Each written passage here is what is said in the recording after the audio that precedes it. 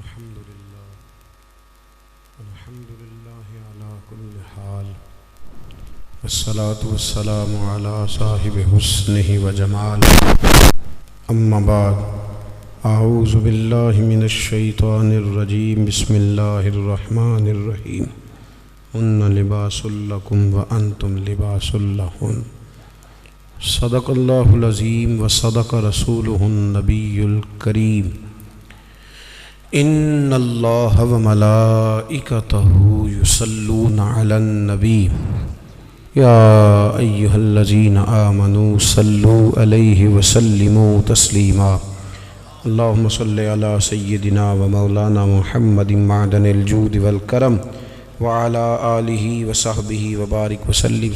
سب حضرات پڑھیے الصلاۃ والسلام علیہ یا رسول اللہ وعلى آلك وأصحابك يا حبيب الله الصلاة والسلام عليك يا نبي الله وعلى آلك وأصحابك يا سيدي يا نور الله. تمام تعریفیں حمد و ثنا اللہ تبارک و تعالی کے لیے. درود و سلام نبی اکرم نور مجسم شفیع معظم آقا کل ختم رسول دانا اصول احمد مجتبیٰ جناب حضرت محمد مصطفیٰ صلی اللہ تعالیٰ علیہ وسلم کی ذات والا صفات کے لیے حمد و صلات کے بعد انتہائی قابل احترام علماء کرام حاضرین و سامعین محفل میلاد مصطفیٰ صلی اللہ علیہ وسلم کے عنوان سے سجی اس خوبصورت بزم میں میں اور آپ حاضر ہیں. میرے بڑے پیارے عزیز عبدالرؤف صاحب کا نکاح ہے. اللہ انہیں بے شمار برکتیں عطا فرمائے اور شادی کے اس موقع پر ہم سب یہاں اس محفل مبارکہ میں حاضر ہیں. اللہ تعالی ہمیں اپنی خوشیاں بھی اللہ رسول سے وابستہ کرنے کی توفیق عطا فرمائے اور اللہ تعالی ہمیں زندگی کے ہر معاملے میں سنت اور شریعت کی پابندی نصیب فرمائے. اعلیٰ حضرت فاضل بریلوی رحمۃ اللہ علیہ کی بات ہو رہی تھی. اعلیٰ حضرت رحمۃ اللہ تعالی علیہ نے ایک جگہ پہ لکھا ہے، آپ فرماتے ہیں کہ پڑوسی کے گھر تو کھانا وہ لینے جائے جس کے اپنے گھر نہ پکا ہوا، اور کسی سے مشورہ تو وہ مانگے جس کو اپنے گھر میں نہ ملتا ہو. فرماتے ہیں مسلمان تو غیروں کے طریقے پہ تب چلیں جب نبی پاک نے ہر چیز بتائی نہ ہو، اور جب محبوب نے سارا کچھ بتا دیا ہے. سارا کچھ. بچہ پیدا ہوگا تو آپ اس کا عقیقہ کریں گے، اس کے سر کے بال اتروانا اور ان کی وزن کے مطابق چاندی کو خیرات کرنا، 7ویں دن نام رکھنا، یہ ساری چیزیں حضور نے بتلائیں. اس کے کان میں اذان دینا، اس کو گٹی دینا. پھر یہ بھی حضور نے فرمایا کہ اس کا بستر بھی تم نے جب بڑا ہو جائے 10 سال کا تو نماز، 7 سال کا ہو تو نماز کے لیے کہو، 10 سال کا نہ پڑے تو اسے مارو، بڑا لگنے لگے تو بستر الگ کر دو، اور پھر جب وہ بولنے لگے تو سب سے پہلے اللہ کا نام سکھاؤ. نبی کریم صلی اللہ علیہ وسلم نے ہر موقع پر، یعنی صرف ایسا نہیں ہے کہ مسجد میں آنے کے آداب تو ہیں تو گھر میں جانے کے نہیں. نبی پاک صلی اللہ علیہ وسلم نے فرمایا بالغ ہو جائے تو نکاح کرو. نکاح کس کے لیے سنت، کس کے لیے واجب، کس کے لیے فرض.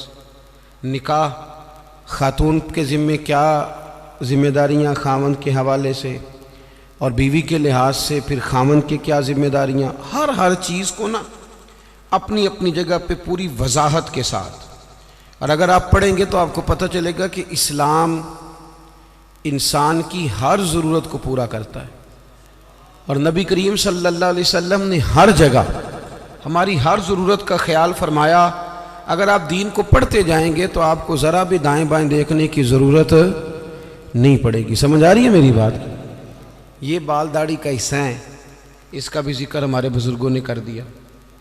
داڑھی کتنی ہونی چاہیے اس کا تذکرہ بھی. ایک سوال مجھ سے پوچھا گیا ہے کہ بعض بچے داڑھی کا ڈیزائن بناتے ہیں. بھائی مسئلہ یہ ہے، یاد رکھنا ہمیشہ،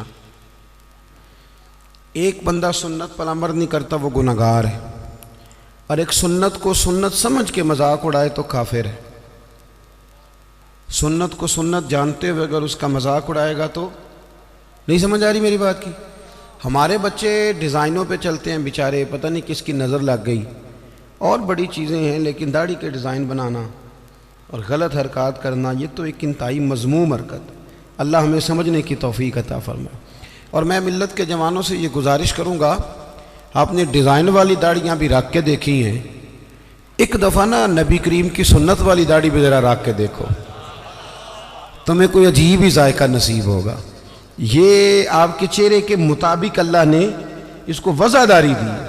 یہ حرکتیں جو آپ کرتے ہیں نا، یہ تو عجیب سی حرکات ہیں، ان کا تو کوئی پس منظر ہی نہیں ہے، تو انسان محسوس اگر کرے تو چھوٹا محسوس ہوتا ہے یہ کام کر کے۔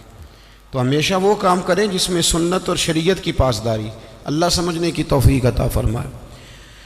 یہ جو نکاح ہے نا، نکاح شادی، نبی کریم علیہ السلام نے فرمایا یہ غیر کا طریقہ نہیں، بلکہ فرمایا النکاح من سنتی، فرمایا نکاح تو میرا طریقہ ہے، نکاح میرا طریقہ ہے۔ اور آپ حیران ہوں گے کہ قرآن و سنت نے جو شادی کو اور میاں بیوی کو جو رشتہ دیا ہے وہ بڑا ہی عجیب دیا ہے۔ فرمایا ہن لباس لکم وانتم لباس لہن، مرد عورت کا لباس ہے اور عورت مرد کا لباس ہے۔ سردی گرمی میں بھی لباس جسم کی حفاظت کرتا ہے، سردی گرمی کے لحاظ سے بھی حفاظت کرتا ہے، مرد عورت کی حفاظت کرتا ہے، دکھ میں، تکلیف میں، غربت میں، پریشانی میں۔ عورت بھی مرد کی حفاظت کرتی ہے، اس کے بچوں کی، اس کے گھر کی، اس کی نشانیوں کی۔ پالتی تو ماں ہی ہے نا بچے، بولیں ولدیت کس کی لکھی جاتی؟ ابا جی کی۔ جانشین، سجادہ نشین، وارث، وہ کون کس کا ہوتا ہے؟ وہ ابا جی کا۔ لیکن پالتی پوستی کون ہے؟ اماں جی۔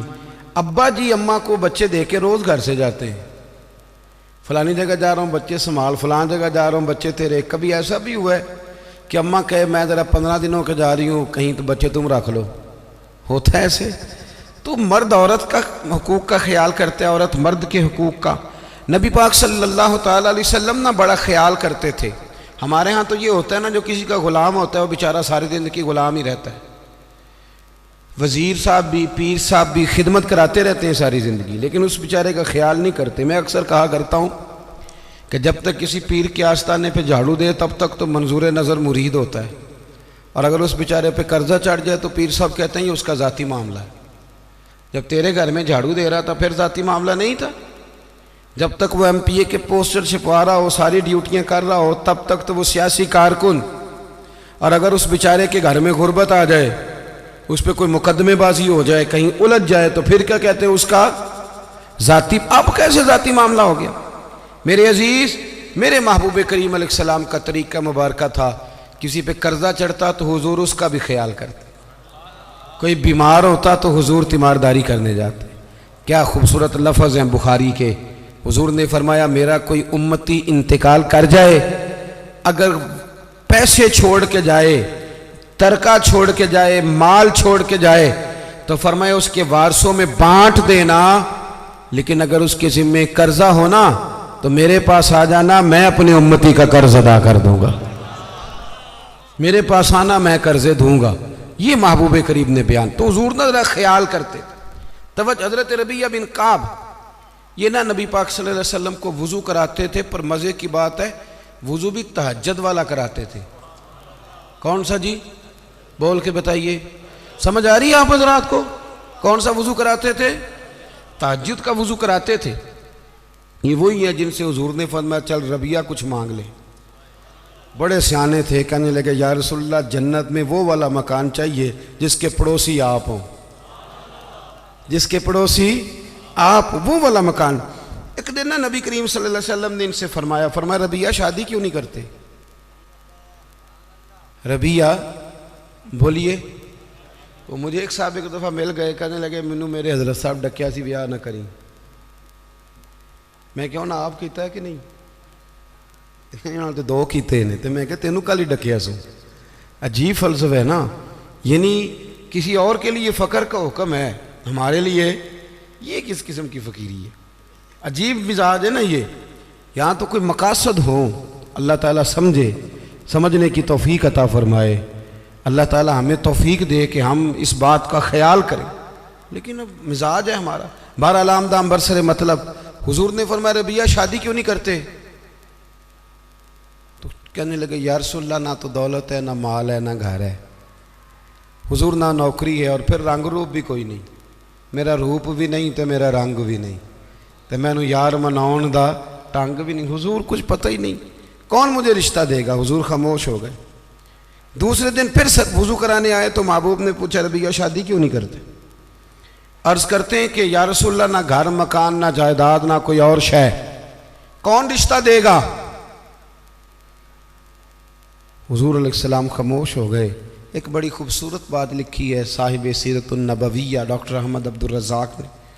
वो लिखते हैं कि हज़रत रबिया बिन काब कहते हैं, जब दूसरे दिन भी मैंने मना कर दिया ना तो मेरे दिल में ख्याल आया, रबिया तो बड़ा अजीब आदमी है, जब नबी पाक फरमाते हैं शादी कर ले। समझ आ रही है ना आपको?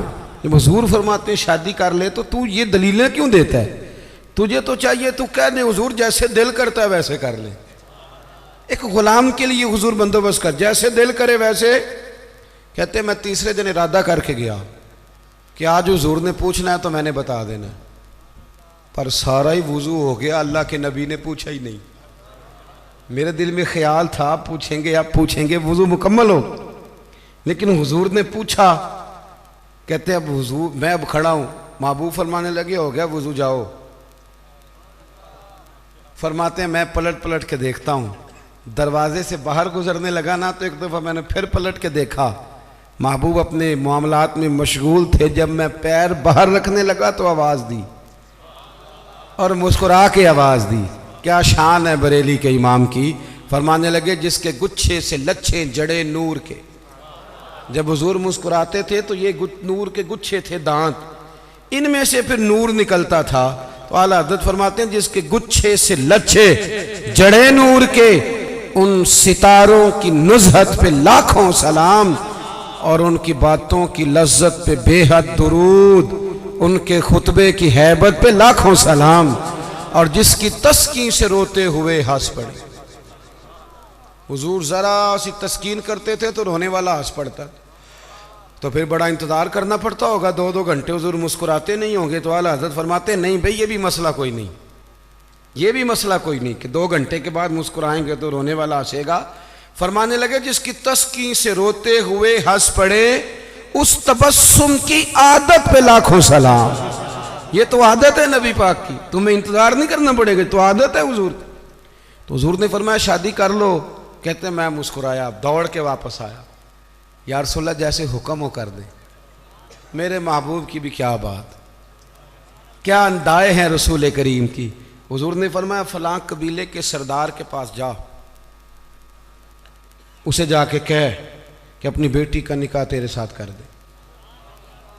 आप फरमाते मैं गया, सलाम ली, अंदर दाखिल हुआ, उन्होंने बुलाया, मैंने कभी हुजूर ने भेजा है, और महबूब ने कहा अपनी बेटी का निकाह मेरे साथ कर दो।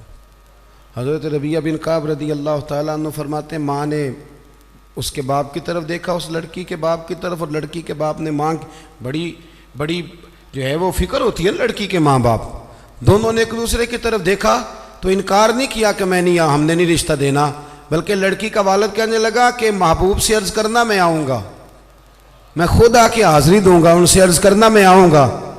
हज़रत रबिया बिन काब रदी अल्लाह तआला अन्हु कहते हैं मैं निकल रहा था, नबी रहमत सैयद आलम सल्लल्लाहु अलैहि वसल्लम का वो पैगाम लेके, तो मैं निकल रहा था, मैं आगे बढ़ रहा था।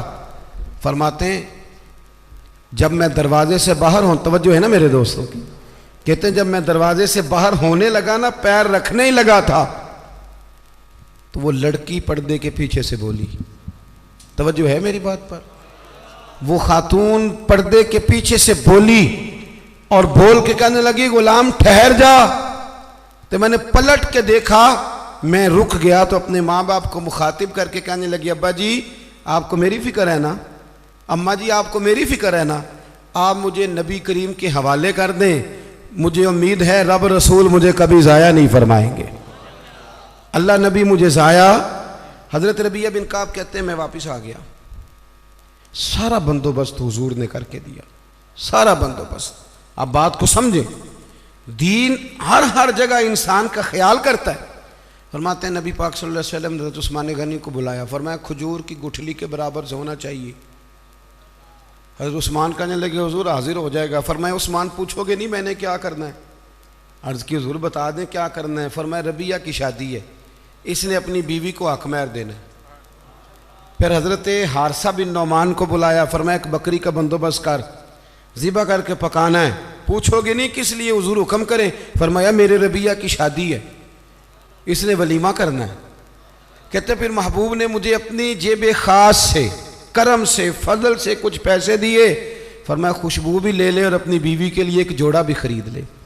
عزیز دوستو، یہ نہ سمجھیں کہ جو آپ کا شاگرد ہے، مرید ہے، سیاسی کارکن ہے، وہ آپ کی ڈیوٹی تو کرے تو تب ٹھیک ہے، لیکن اس کا کوئی ذاتی معاملہ آ جائے تو کہیں جی وہ جانے اور اس کا کام جانے۔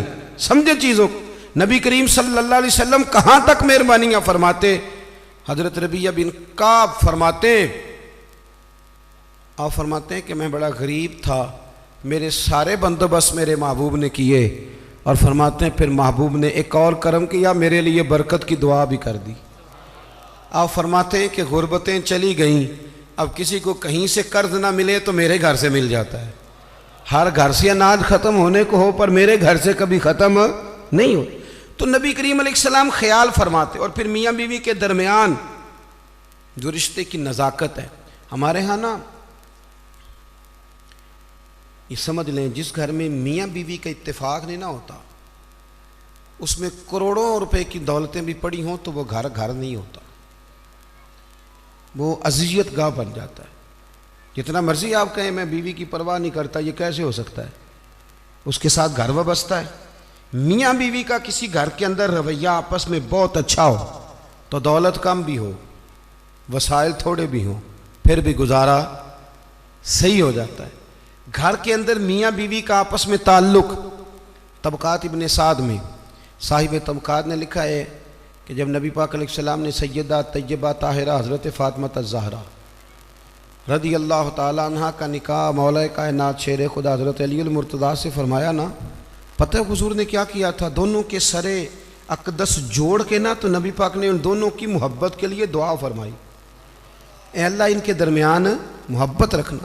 ہمارے یہاں بھلا کیا ہوتا ہے، مرضی سے شادی کی، مرضی سے رشتہ تلاش کیا، پھر ٹھیک 15 دنوں کے بعد اماں کو نقص نظر آنے شروع ہو جاتے، اور ٹھیک 15 دن کے بعد ان کو بھی اپنے داماد میں نقص نظر آنے لگتے ہیں۔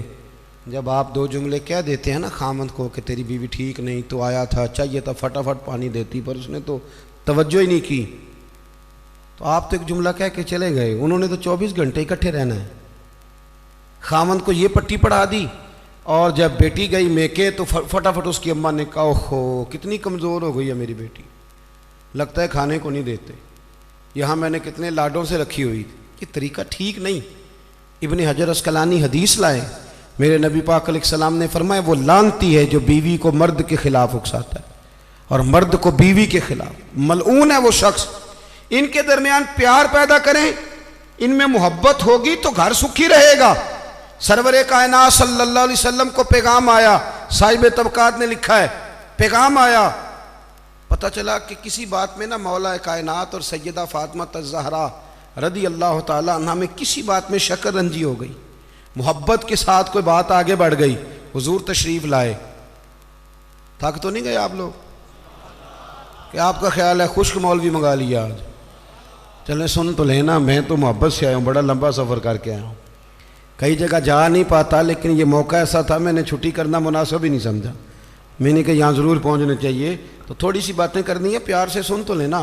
آپ تو گھور رہے ہیں مجھے بیچ بیچ میں سے، ایک اس طرح کی تقریر کر رہا ہے، اللہ آپ کو جزائے خیر۔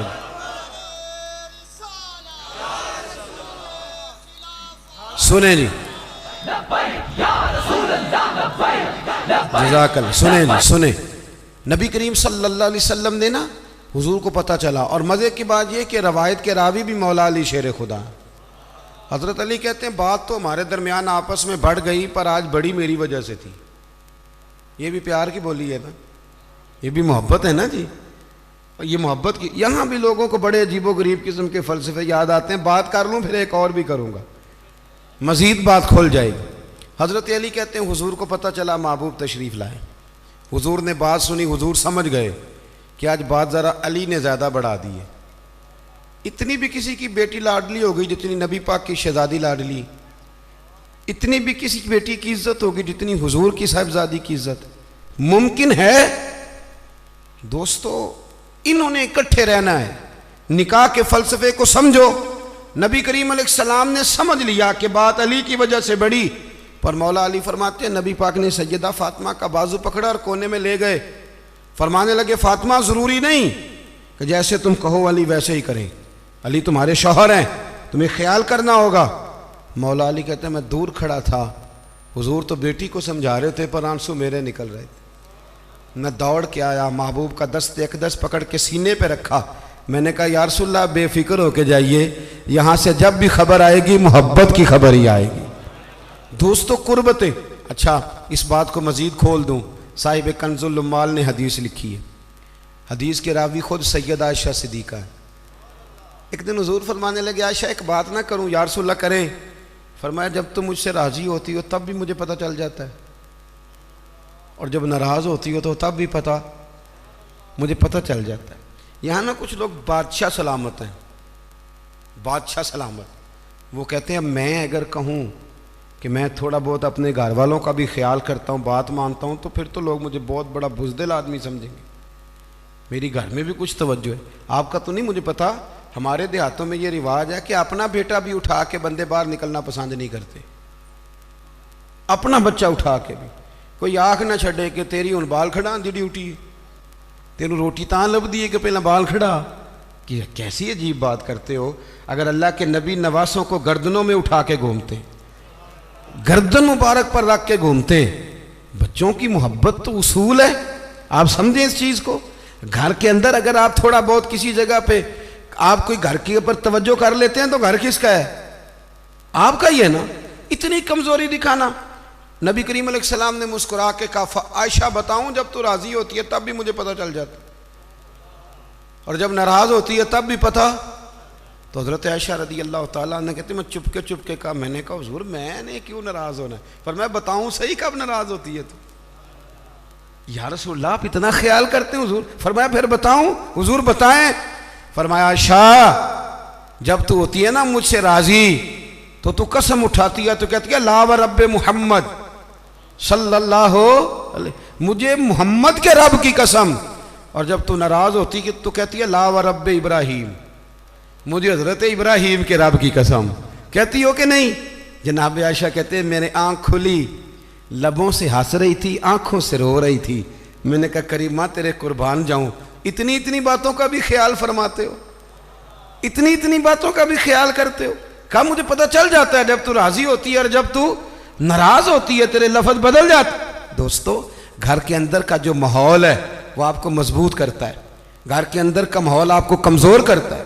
اگر گھر کے اندر آپ کی طبیعت کے لحاظ سے چیزیں موجود ہیں آپ باہر بڑا کچھ کر سکیں گے۔ ہر آدمی اتنا دلیر نہیں ہوتا کہ گھر میں جو مرضی ہوتا رہے وہ باہر مضبوط رہے گا۔ نکاح کو، میاں بیوی کے رشتے کو قرآن پاک نے اللہ نے اپنی نشانیوں میں سے نشانی کہا ہے۔ یہ فاحد میاں بیوی کا رشتہ جسے کہا یہ میری نشانیوں میں سے نشانی۔ پتہ خرابی کہاں سے شروع ہوتی ہے؟ سب سے پہلے تو شادی ہوتی ہے غیر شرعی، غیر شرعی۔ کول 10واں ہو جائے تو مولانا صاحب کو بلاؤ، نعت خاں کو بلاؤ، اور بچے کی شادی ہو تو پھر اب نہیں حضور سے پیار، اب نہیں محبت، اب کدھر گئی غلامی کہ اللہ رسول سے صرف دکھوں کا رشتہ؟ بلاؤ نا اب بھی بینڈ باجا، یہاں تو بینڈ باجا کل والے دن بھی منگاؤ، 10ویں پہ بھی منگاؤ، اور دکھوں کی بات آئی تو قرآن شریف شروع کرا لیا، اور جب سکھ آئے تو پھر آپ نے موت شروع کرا لی۔ اور بھائی مصطفیٰ کی نعت والے کو نا نعت ہی اچھی لگتی، اسے برات والے دن بھی نعت ہی اچھی لگتی، شادی والے دن بھی نعت ہی اچھی۔ پہلی بات تو یہ کہ غیر شرعی حرکات ہوتی ہیں شادی، اور ڈھیروں ہوتی ہیں، ڈھیروں۔ سب سے بری حرکت کون سی ہے؟ سب سے بری حرکت یہ ہوتی ہے کہ لڑکے اور لڑکیوں کا جوش و خروش سے شادیوں پہ جانا، اور پھر مووی والا آتا ہے وہ لڑکیوں کی عورتوں کی مووی بھی بناتا ہے، اور اب تو اللہ خیر کرے مووی کو ویسے لوگوں نے فرض کفایہ سمجھ لیا ہے، اللہ معاف کرے، ہر آدمی نے ہاتھ میں موبائل پکڑا، اتنا ضروری کام ہے یہ۔ مووی بنتی ہے، مہندی ہوتی ہے، ناچ گانا ہوتا ہے، تماشے لگتے ہیں۔ پھر میں حیران ہوتا ہوں جوان لڑکیوں کے ہاتھوں میں پھول دے کے انہیں کھڑا کیا جاتا ہے کہ دولہا جب آئے تو پھول پھینکنا۔ دولہے کے ساتھ بوڑھے بوڑھے لوگ ہوتے ہیں کہ جوان لڑکے ہوتے ہیں؟ بولے تو وہ پھول کیوں لڑکیاں پھینکتی ہیں؟ لڑکیاں ساری برقعے میں ہوتی ہیں، چھپے ہوئے منہ ہوتے ہیں، تو سارا خاندان تو بیوٹی پارلر سے تیار ہو کے آیا ہوتا ہے، تو آپ تو گناہ کو آواز دے رہے ہیں۔ پتہ ہے رسم کیسے ایجاد ہوئی؟ صاحب فتوح الشام نے لکھا ہے یہ لڑکیوں کے پھول پھینکنے کی رسم جب قادسیہ کے علاقے حضرت سعد بن ابی وقاص رضی اللہ تعالیٰ عنہ فتح کر رہے تھے، تو آپ ایک ایسے علاقے سے گزرے جس کی عمارتیں بڑی شاندار تھیں۔ علامہ واقدی کہتے ہیں کہ دور دور سے لوگ وہ عمارتیں دیکھنے آتے تھے کہ بھئی فن تعمیر کا شاہکار ہیں یہ چیزیں۔ اس ایریے سے گزرنا تھا مسلمان فوج نے، تو عیسائیوں نے اور یہودیوں نے ایک چال چلی، انہوں نے عورتوں سے کہا خوبصورت لڑکیوں سے کہ پھول پکڑ لو اور جب فوجی گزریں تو ان کے اوپر پھول پھینکنا، اگر 2-3 جرنل بھی تم تباہ کرنے میں کامیاب ہو گئی تو مسلمانوں کا ہم زیر کر لیں گے۔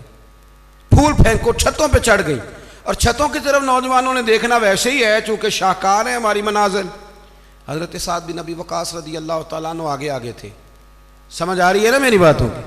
آگے آگے جا رہے تھے، کمان کر رہے تھے فوج کی۔ جب آپ نے دیکھا عورتیں چھتوں پہ ہیں تو حضرت سعد بن ابی وقاص شرارت سمجھ گئے، سازش سمجھ گئے۔ لوگ زہر بھی جو ہوتا ہے نا، زہر بھی دودھ میں ڈال کے دیتے ہیں، ڈائریکٹ نہیں دیتے، انہیں پتہ ہوتا ہے کہ زہر رگوں میں کیسے اتارنا ہے۔ جناب سعد بن ابی وقاص آگے آگے تھے، جب دیکھا عورتیں چھتوں پہ ہیں تو فوراً بولے، گھوڑے پہ چڑھ گئے اور فوج کی طرف توجہ کر کے کہنے لگے فوجیو تمہیں پتہ ہے نا اللہ کیا فرماتا ہے؟ رب فرماتا ہے مردوں سے کہو نظریں جھکا کے رکھیں۔ نظریں کون بلا؟ جی مومن مرد۔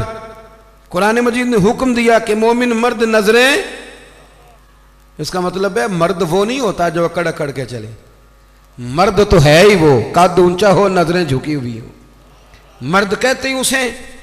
مردوں سے کہو نظریں جھکا کے رکھیں۔ 10,000 فوج تھی، عورتیں پھول پھینکتی نہیں، 10,000 فوجی گزر گیا پر ایک نے بھی نظر اٹھا کے نہیں دیکھا۔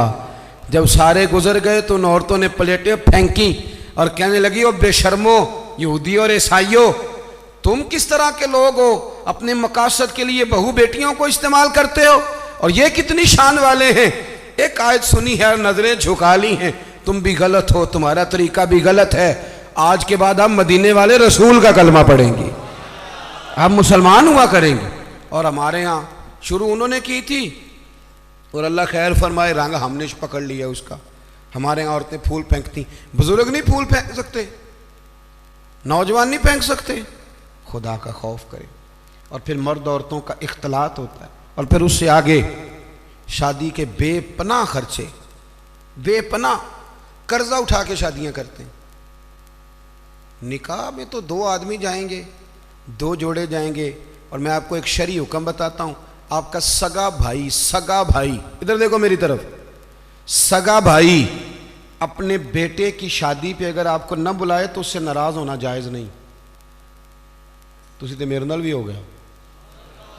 او بھائی سگا بھائی بھی اگر اپنے بیٹے کی شادی پہ نہ بلائے تو اس کی مرضی ہے، نہ بلائے چاہے نہ بلائے، اس سے ناراض ہونا جائز۔ تو آپ کو تو منگنی میں نہ بلائیں تو ناراض ہو جاتے۔ اور اگر کوئی کارڈ بھیج دے نا صرف ولیمے کا، کہنے نے ولیمے تے بھی وہی جان گئے جڑے جانج نال گئے سن، اسی صرف ولیمے تے، بھئی فرض ہے آپ کا جانا، ہاں حضور نے حکم دیا ہے کہ ولیمے کی دعوت دے تو ضرور جایا کرو، لیکن اس کے اتنے زیادہ خرچے ہم نے کر دیے۔ ہمارے بچے، اب ناراض نہ ہونا، گناہ اس لیے عام ہو گیا کہ ہم نے نکاح مشکل کر دیا، نکاح مشکل ہو گیا۔ اگر ہم اس کے اخراجات کم کریں، میں شادیاں دیکھتا ہوں مجھے لگتا ہے اتنے پیسوں میں 6 شادیاں ہو سکتی ہیں۔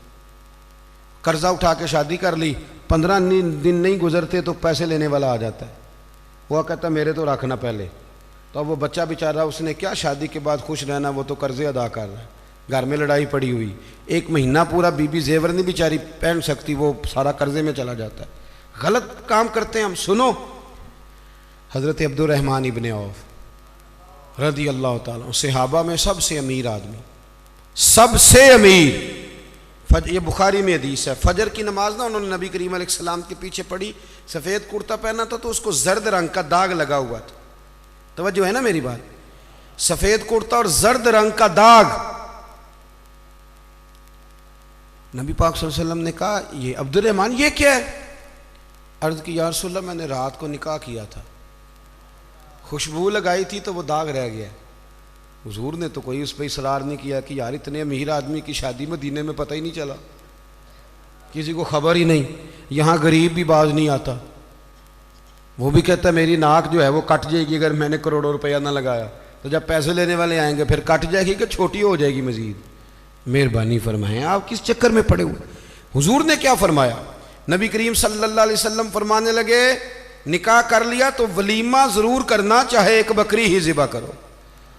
تو اپنے گھروں کے اندر سکون کا ماحول قائم کریں، شادی اور بیاہ کو حضور کی سنت کے دائرے میں لے کے آئیں۔ یہ وفاداری کا رشتہ ہے، یہ خلوص کا رشتہ ہے، اس رشتے کو خلوص والی منازل کی طرف لے کر کے جائیں۔ بیوی خیال کرے کہ مجھے اپنی خاوند کی خدمت کرنی ہے، خاوند خیال کرے کہ مجھے بیوی، میں اکثر کہا کرتا ہوں، میں کہتا ہوں کہ اگر آپ بیوی کے ماں باپ کی عزت کریں گے تو وہ بھی آپ کے ماں باپ کی عزت کرے گی۔ آپ تو ماں بدولت کہتے میں نہیں کبھی سسرال گیا جی، وہ میں دروازے پہ چھوڑ کے آ جاتا ہوں، پھر وہ میں لینے بھی چلا جاتا ہوں چونکہ میں بہت بڑا نواب ہوں۔ تو آپ کیسے امید رکھتے ہیں پھر وہ آپ کے ماں باپ کی خدمت کرے گی؟ سنیں، دو باتیں عرض کرتا ہوں، بات ختم کرتا ہوں۔ سیدہ طیبہ طاہرہ حضرت ختیجۃ الکبریٰ رضی اللہ تعالیٰ، جب آدمی امیر ہو نا، غریب ہو جائے تو اس کے لیے بڑی مشکلات ہوتی، غریب امیر ہو جائے تو کوئی مشکل نہیں ہوتی۔ حضرت ختیجۃ الکبریٰ مکے کی ملکہ تھی، 20 کنیزیں نوکرانیاں گھر میں کام کرتی تھیں۔ پھر سیدہ ختیجہ کلمہ پڑھ گئیں، پھر مسلمان ہوئیں، حضور سے نکاح ہوا۔ اگرچہ حضور نے اعلان نبوت بعد میں کیا، لیکن حضرت ختیجۃ الکبریٰ رضی اللہ تعالیٰ عنہ کہتے ہیں میں تو اسی وقت ایک کلمے کا معنی جو میں نے بیان کیا یہی سمجھ لیں، میں تو اسی وقت ہی سمجھ گئی تھی جب میرے غلام نے آ کے بتایا کہ بادل کے ٹکڑے سایہ کرتے ہیں، درخت ان پہ جھکتے ہیں، فرماتے ہیں میں تو اسی وقت ہی محبوب کی غلامی میں آ گئی۔ نکاح ہو گیا، حضور کی بارگاہ میں آ گئی، فرماتی ہیں میں نے نا ظہر کے وقت سارا مال حضور کی خدمت میں دیا، 20 کنیزیں غلام ظہر کے وقت، اور عصر سے پہلے پہلے محبوب نے ہر شے اللہ کے رستے میں تقسیم کر دی۔ یہ وقت بھی بطور تمثیل ہے کہ جتنا زور عصر کے درمیان وقت ہوتا ہے اتنے وقت میں بانٹ دیا حضور نے سارا کچھ۔ اتنی امیر بی بی اور پھر وہ غریب ہو جائے۔ حضرت ختیجہ نے پھر وہ وقت بھی دیکھا کہ آپ کے کپڑوں کو 20 پیوند لگے ہوتے تھے، 20 پہلے کبھی پانی کا پیالہ اٹھ کے نہیں پیا، پھر گھر میں جھاڑو بھی دیتی تھی، پھر گھر کے سارے کام کرتی۔ ایک دن نا مسند امام احمد میں موجود ہے، کھانا پکا کے نا حضرت ختیجۃ الکبریٰ کھانا پکا کے باورچی خانے سے نکلی تو کپڑے سارے پیوند سے بھرے ہوئے، پاؤں مبارک پر بھی گھر کے کام کاج کی وجہ سے بہت ساری چیزیں لگی ہوئی، پیر چوم رہی ہیں بہت ساری چیزیں۔ حضرت ختیجہ باورچی خانے سے کھانا پکا کے نکلیں اور جب محبوب کریم کے سامنے رکھا تو حضور مسکرانے لگے، غور سے سیدہ کا چہرہ دیکھنے لگے۔ یا رسول اللہ کیا ہوا؟ تو محبوب فرمانے لگے ختیجہ آپ کے آنے سے پہلے جبریل آ گئے اور وہ عرض کر رہے تھے یا رسول اللہ ختیجہ کھانا لے کے آ رہی ہے، اور جب وہ آ جائے تو اسے اس کے رب کا سلام کہہ دیجئے گا۔ اگر خاتون اپنے خاوند کی خدمت کرے، اگر وہ یہ ذوق بنائے، یہ مزاج، اب تصویر کا بالکل دوسرا رخ بھی دیکھیں، یہ کنز المال میں یہ بھی حدیث ہے، اور حدیث کی راوی سیدہ عائشہ صدیقہ ہے۔ بس بات ختم کرنے لگا ہوں۔ سیدہ عائشہ صدیقہ کہتی ہیں دوپہر کو حضور آرام کرتے تھے، کھانے کے بعد لوگ ملنے نہیں آتے تھے، پر ایک دن نا ایک بوڑھی اماں آ گئی، اس نے جب دروازے کے سامنے آ کے وہ بولی تو حضور جلدی سے اٹھے، خود دروازہ کھولا، کھانا کھلایا، کھجوریں دی، سرکہ دیا، پیار کیا، محبت فرمائی۔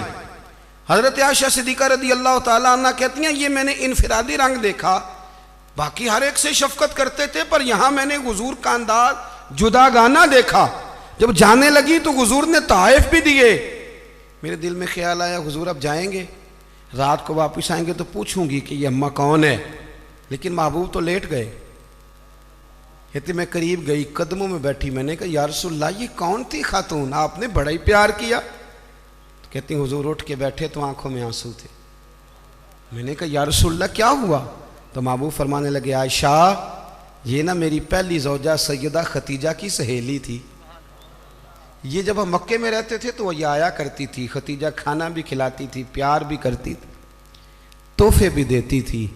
آج جب یہ لوٹ کے دوبارہ آئی ہے تو ختیجہ کی یادیں تازہ ہو گئی۔ میں نے اسی طرح وقت دیا ہے، کھانا کھلایا ہے، تحائف دی ہیں، اور حدیث کا آخری جملہ حسن العہد من الایمان۔ محبوب فرمانے لگے وعدے، عہد اور رشتے اچھے طریقے سے نبھانا یہ بھی ایمان کا حصہ ہے، تعلقات اچھے طریقے سے نبھانا یہ بھی ایمان ہے۔ بہت فکر کے ساتھ